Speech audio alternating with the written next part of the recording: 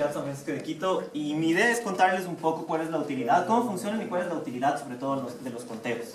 Ya como Manuel un poco les dio una introducción de todo el tema de lo que es ser observador de aves, de lo chévere que son las aves.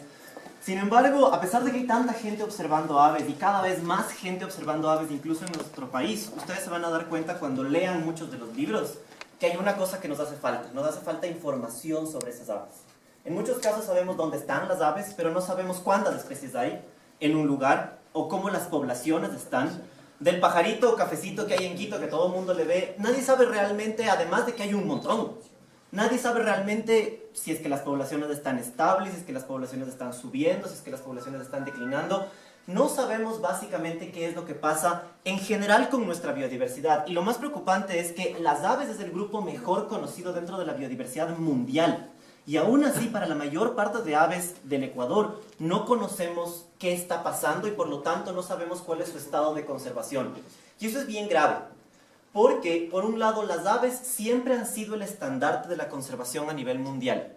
Todas, no importa cuáles ustedes sean las que vean, estrategias de conservación a nivel mundial han empezado gracias a las aves. Una de las primeras estrategias de conservación de humedales que se llaman el Acuerdo Ramsar fue por las aves migratorias. Las primeras zonas de protección a nivel que hoy en día son los parques nacionales empezaron, entre otras cosas, por las aves y por los paisajes. Y es bien grave que no sabemos qué está pasando con nuestras aves. De muy pocas aves tenemos estimaciones poblacionales. Por ejemplo, del cóndor. Sabemos, pero aún así no sabemos porque no se han realizado suficientes conteos y estandarizados a un nivel súper alto para poder determinar dónde y cómo está la población. En Galápagos, por ejemplo, se tiene un poco más de información, pero no sé si es que supieron, hay graves problemas. De repente, uno de los piqueros más comunes de las islas, que era el piquero de patas azules, se encontró que las poblaciones están declinando. Y se dieron cuenta gracias a que hay gente contándole, a que hay gente observándole, y que esas observaciones y esos conteos se realizan de una manera estandarizada. ¿Qué quiere decir estandarizada? No quiere decir sino que todos los datos que todas las personas tomen independientemente sean comparables. El típico papas con papas, manzanas con manzanas. Porque caso contrario los datos no se pueden comparar. Y eso es lo lindo de los conteos, porque los conteos dan información. Finalmente se abrió. Si quieren ahí podamos. Justo estaba para la parte que empieza. Dan información que nos ayuda a la conservación y además de eso son súper divertidos. Yo estuve en el primer conteo, yo era súper chiquito, empecé a ver aves cuando tenía 8 años. De hecho, las personas con las que empecé a ver aves era Juan Manuel y con un montón de otras personas más. Ellos me enseñaron a ver aves.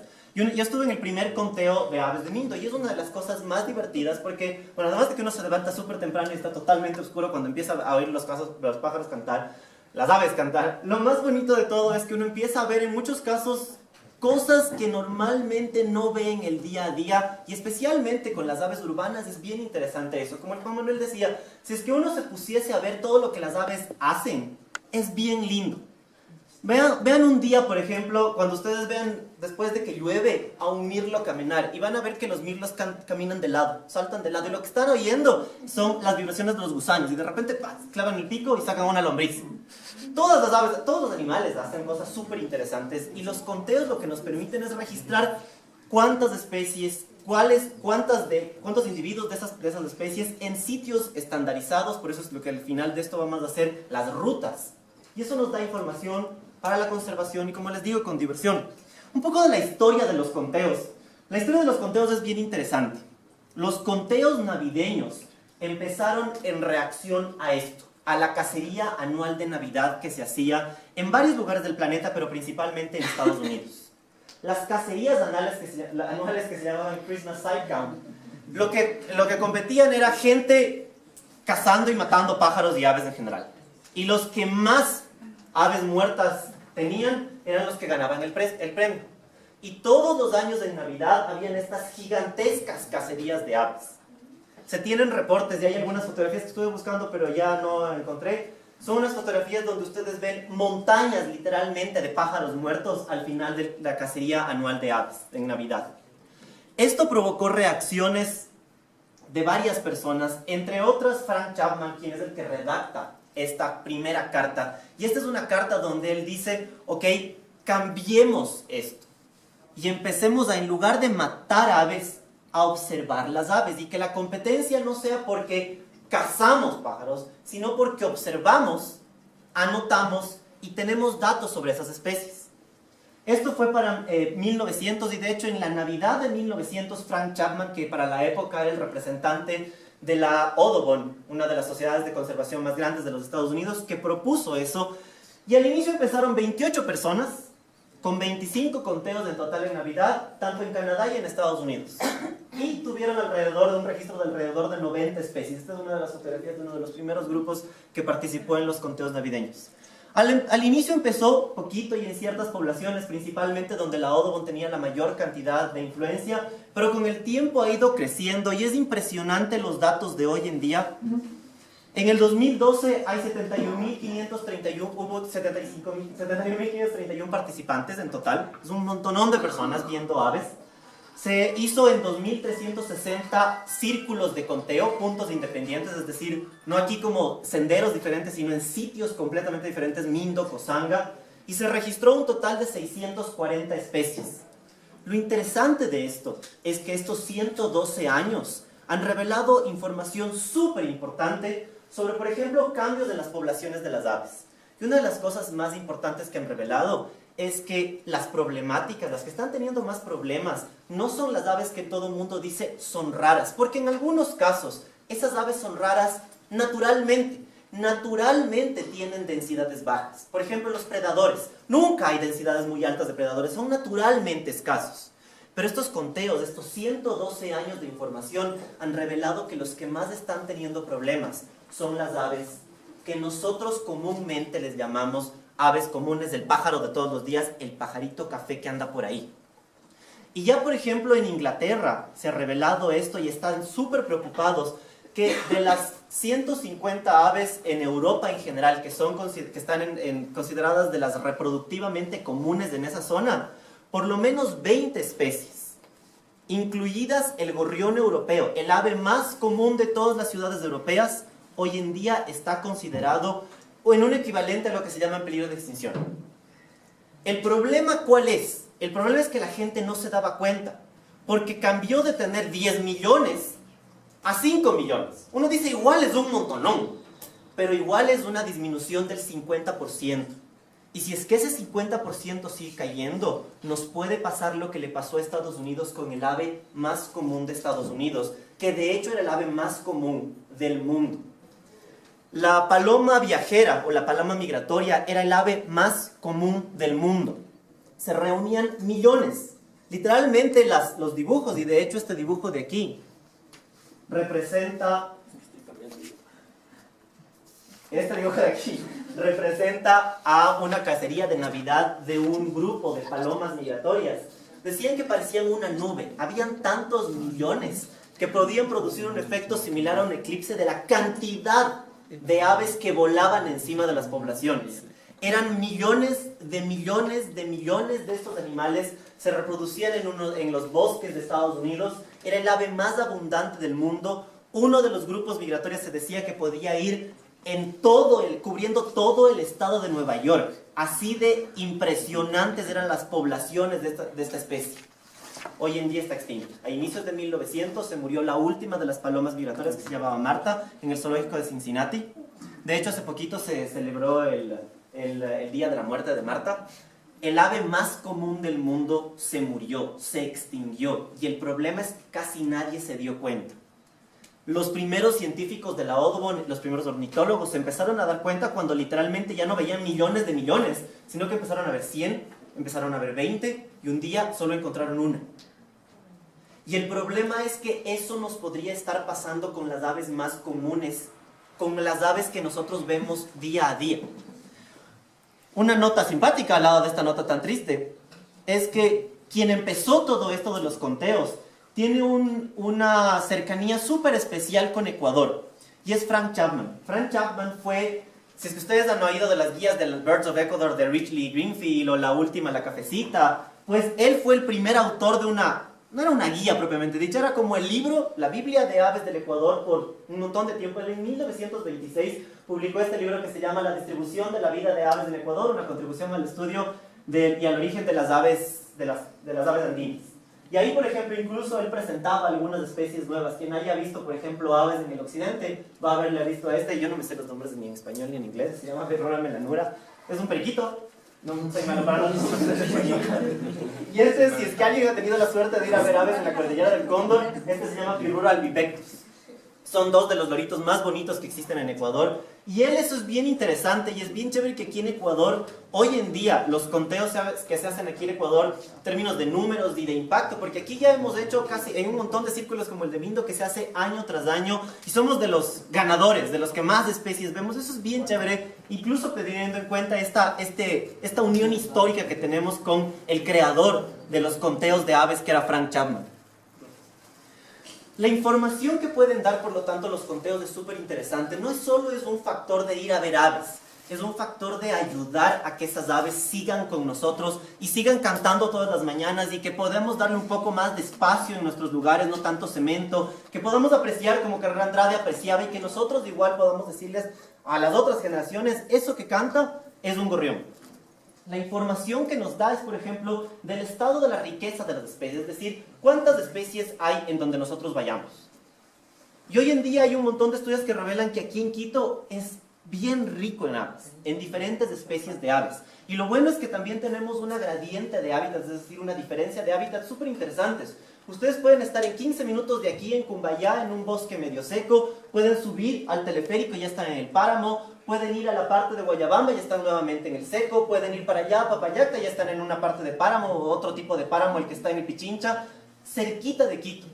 Por lo tanto, estos conteos nos pueden revelar información acerca de cuántas especies existen en nuestra zona de influencia. ¿Cuál es el estado de esas poblaciones? Eso es bien importante. Necesitamos saber cómo esas poblaciones les está yendo. ¿Cuántos hay? Y si es que año tras año esa población se mantiene, o esa población tiene fluctuaciones, o esa población cambia. Esas tendencias poblacionales es importante para entender, por ejemplo, si es que es importante tener ciertos cultivos, y eso es bien interesante porque ya vamos a ver que una de las especies, justo les voy a contar, estas de tendencias poblacionales, que ha ido enmarcado dentro de la posible extinción local, al menos en ciertas zonas, de una palomita que antes existía en ciertas zonas de Quito, perdón. La presencia y la tendencia de especies migratorias, lo que les contaba Juan Manuel, es bien interesante que hay sitios como el Jardín Botánico del Reservorio que son magnetos de aves migratorias. Si es que ustedes quieren ir a ver aves migratorias, por ejemplo, vayan ahora. No, ya no ahorita.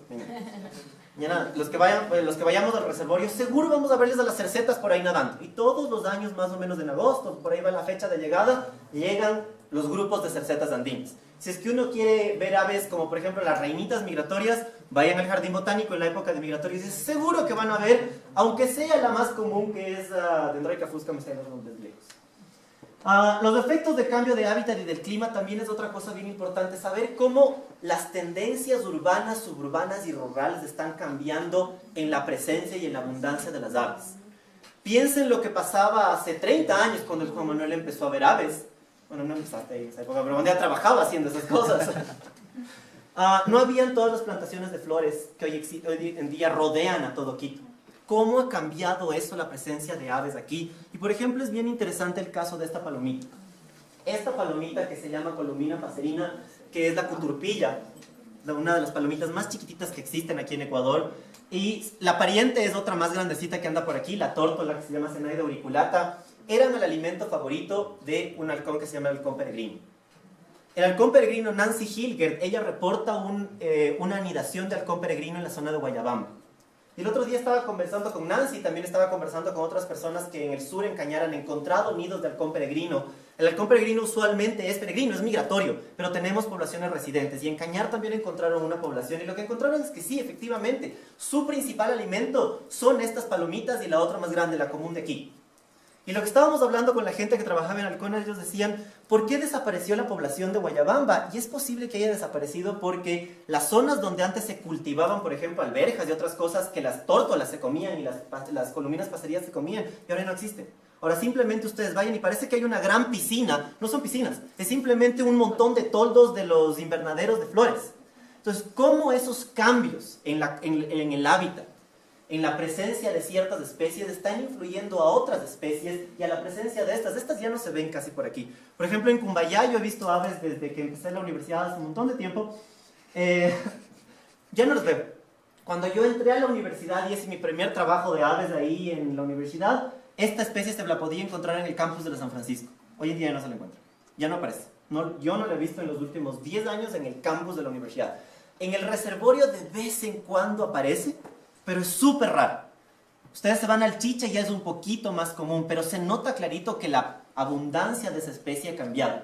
Otra paloma grande es la paloma de collar. Es una paloma bien grande que se llama Columba fasciata. Esa especie, cuando yo empecé a ver aves con el Juan Manuel, con Nils Krabi, me acuerdo clarito que una vez vimos por Nono, vimos un grupo de casi 400. Era una cosa gigantesca. Y eso se veía casi siempre que salíamos a la zona de Nono, a la zona de Calacalí. Estas parvadas enormes estas bandadas enormes de esta paloma. Hoy en día ya no se les ve en tantos números, todavía hay un poco de grupos, pero ya no son tan grandes. Esa es la información que necesitamos. Porque esa información es... Ah, cierto que vos estás cambiando también. Esa información necesitamos porque esos datos van a ser útiles. ¿Cómo logramos que esos datos sean útiles? Esto es bien importante ahora que ustedes van a participar en un conteo, para los que sean nuevos y para los que ya hayan participado, que se acuerden que esto es bien importante tener en cuenta cuando ustedes ya estén en el campo viendo a los pájaros. La estandarización, lo que les dije, que nos permita comparar. Las aves de Rumipampa están así, las aves del reservorio están de esta forma, y saber que las comparaciones que hacemos realmente sí son comparables y no son simplemente hechas cada una por su lado. Es bien importante el tiempo de la observación. Es bien importante que tratemos de empezar todos más o menos al mismo tiempo y finalizar más o menos en sentidos estandarizados. Obviamente tenemos a los grupos nocturnos que tienen otra mecánica, pero la idea es que todos más o menos veamos el mismo tiempo. Y más o menos que cubramos distancias o que caminemos, es decir, no que unos vayan corriendo viendo aves y otros vayan lentito. Traten de todo el mundo ir disfrutando a los pájaros, además de irles contando. Eso es bien importante porque eso es lo que se llama el esfuerzo de observación. Después, cuando se analizan los datos, si es que el esfuerzo de los observadores fue más o menos el mismo, los datos son comparables. Eso es importante. ¿Por qué? Si una persona simplemente va caminando rapidito, porque dice aquí hay puro mirlo, anótenles a los mirlos. Me acuerdo clarito en los primeros conteos que uno decía, ya mucho mirlo. Hay un montón de mirlos aquí en Quito, anótenles a los mirlos. Y no caminen rápido cuando estén cerca de alguno. Corrió, mirlo. Deténganse a ver, porque seguramente hay otras cosas que están pasando por alto. Por ir muy rápido, uno pasa por alto cosas. Y por lo tanto, los datos que ustedes toman versus el grupo que fue lentito viendo a cada gorrión hasta la pulga que tenía en el ojo, son diferentes. Los datos van a ser diferentes. Por lo tanto, tengan paciencia y disfruten esta actividad. Tengan cuidado con la identificación de las especies. Yo me acuerdo que es súper común en los conteos que uno se emociona y ve gorrión, pero no, dice, es esa especie endémica de no sé dónde. Acuérdense que estos conteos son chéveres porque nos va a dar información de nuestras aves. No estamos buscando la nueva especie que habita en Quito, no. De hecho, lo más interesante es tener esa información de las aves que ya sabemos que están aquí y cómo están. Obviamente vamos a tener algunas especies raras que vamos a hablar después, pero identifíquenles con cuidado y bien a las aves. Acuérdense que hay aves que tienen dimorfismo, hay aves que tienen diferentes plumajes entre el adulto y el juvenil, hay plumajes diferentes, lo que dije, dimorfismo entre machos y hembras. Por ejemplo, hay full gente que se confunde entre el macho y la hembra del pájaro brujo, del Pyrrhocéphalus rubinus. Eso es interesante porque los conteos también nos sirven un montón para aprender sobre las aves, como les dije. Entonces, la identificación es clave. El conteo tiene que ser súper adecuado y súper preciso. Vayan despacio, vayan contando las especies. Hay muchas veces en que, por ejemplo, si es que en el reservorio tenemos suerte, posiblemente veamos un grupo grande de cercetas. Entonces, ¿cómo uno va contando? Hay veces en que va a ser fácil si es que el conteo, si es que son poquitos pájaros, 1, 2, 3, 4, 5. Pero hay veces en que simplemente, si es que tienen suerte, por ejemplo, y ven un grupo de Streptoprocnes onaris del vencejo goliblanco. Si es que alguien ha visto, son unos vencejos grandotes, que hay veces en que cuando uno tiene suerte ve un grupo grandote que vuela sobre uno, y uno literalmente no puede estar 1, 2, 3 porque se les fue. ¿Qué cosas se pueden hacer ahí? Más o menos estimar, más o menos están volando y hay como unos 40, pero no sean unos 200, no, sean lo más conservadores en cuanto a sus estimaciones, para que el conteo sea justamente adecuado y preciso. Y un tema bien importante es que evitar el doble conteo. Por eso es que de hecho los grupos están armados para que estén en zonas lo suficientemente separadas para que las aves normalmente no se crucen. Cuando se haga la revisión del conteo, por ejemplo, si un grupo vio cóndor y otro grupo vio cóndor y están, por ejemplo, el uno en Huápulo y el otro aquí, es muy posible que sea el mismo cóndor, simplemente que estuvo volando un montón. Eso es fácil evitar el doble conteo, pero ya cuando uno está en el conteo directamente, tiene que evitar, por ejemplo, uno va en un solo sentido, no regresa volviendo a contar. Solo vuelve a contar cuando ve un ave que certeramente, eso es usualmente una especie, no un individuo, una especie que no le vio la ida. Por ejemplo, vamos en el reservorio, no le vimos al cormorán, pero cuando regresamos le vemos al cormorán. Ya no les contamos nuevamente a las cercetas, a los patos, le contamos solamente al cormorán. Es bien importante evitar el doble conteo porque nos puede dar estimaciones más altas de las que realmente pueden haber. Imagínense, 30 mirlos de ida, 30 mirlos de vuelta, reportamos 60. Le doblamos al conteo. Hay que tener muchísimo cuidado con el doble conteo. Y como les digo, y esto es bien importante recalcar, particularmente en un conteo urbano, las aves comunes son bien importantes.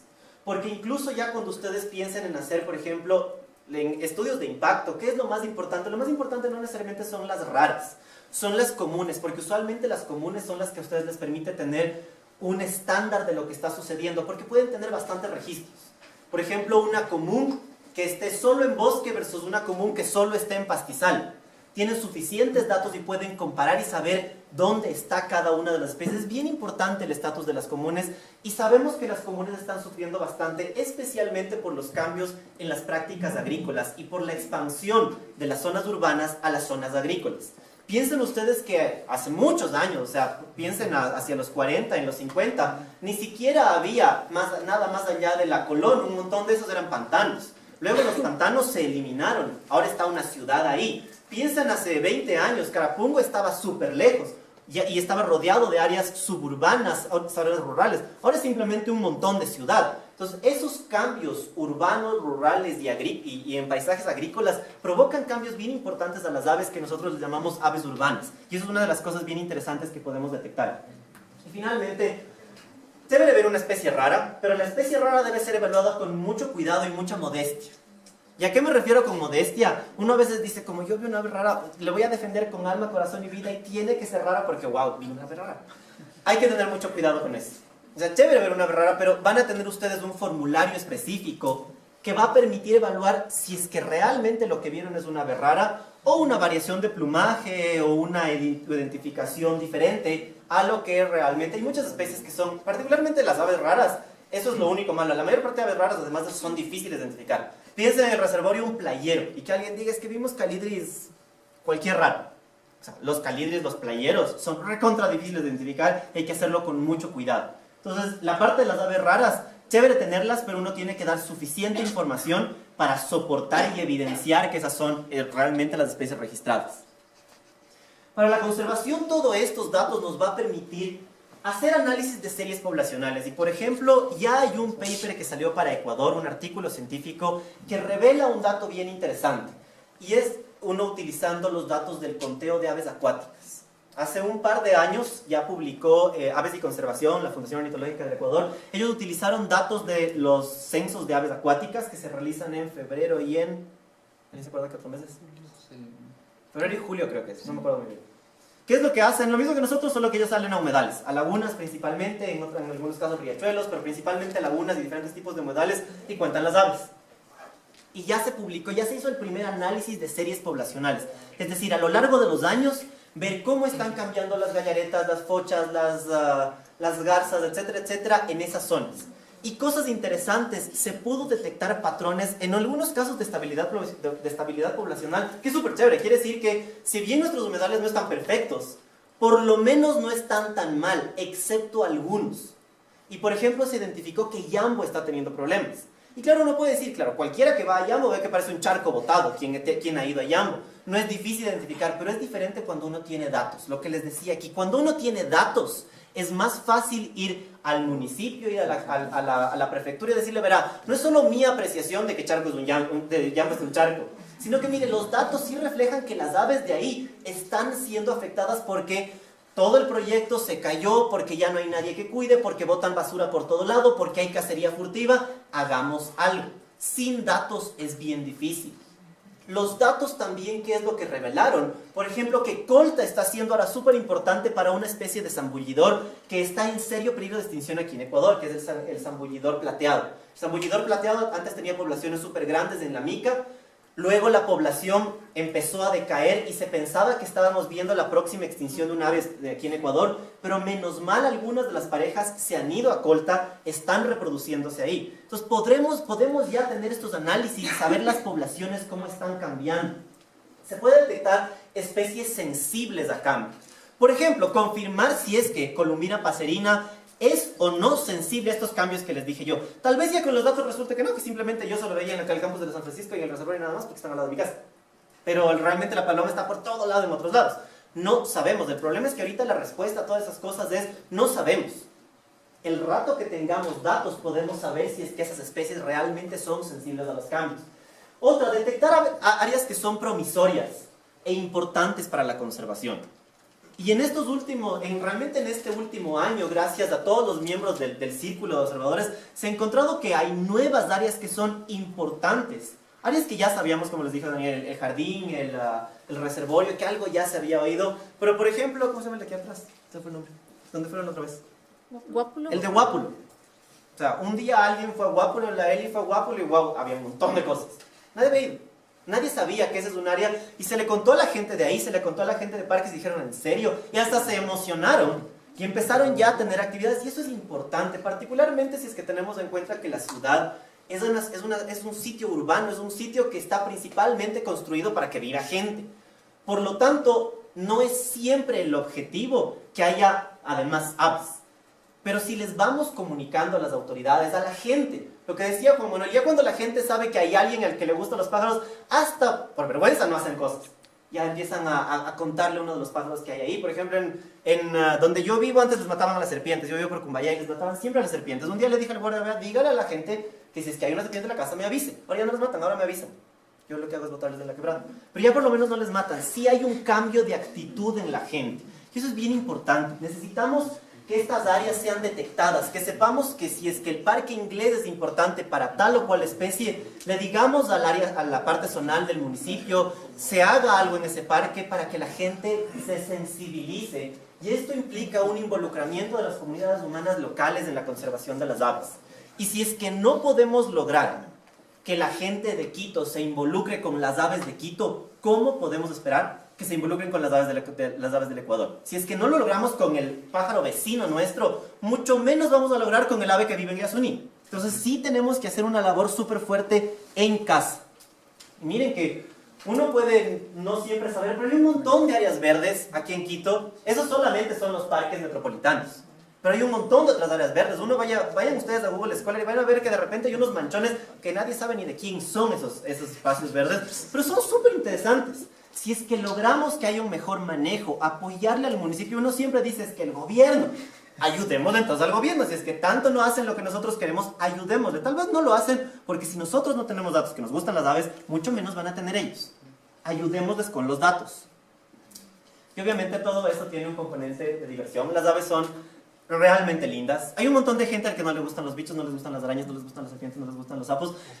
Pero a pesar de que sí existe, a pesar de que hay gente a la que no le gustan las palomas, pero excepto las pobres palomitas, a la mayor parte de gente sí le gustan las aves. Y es porque las aves... Y este es uno de los lemas de uno de los festivales de aves. Antes eran súper fuertes aquí en Quito. Esperemos que una de las cosas que podamos hacer es que estas ferias de aves sean nuevamente fuertes aquí en Quito. Se llamaba Vuelo, Color y Canto. Y literalmente esas son tres cosas que engloban lo que las aves nos hacen sentir. El vuelo son las aves, son los que directamente vemos. Nosotros no vemos comúnmente murciélagos que vuelan, pero las aves vuelan y ese es un sentimiento. Piensen lo que es volar y es un sentimiento que siempre nos ha inspirado a los humanos. El color, la mayor parte de aves, hasta el cafecito de los... Quédense viendo un rato a un gorrión y van a ver que es lindísimo. Tiene una corbatita, una cosita aquí, unas rayitas por aquí. Es súper bonito. No es un pájaro café. Un mirlo al que un montón de gente dice que es cuervo. No es cuervo, no es para nada cuervo.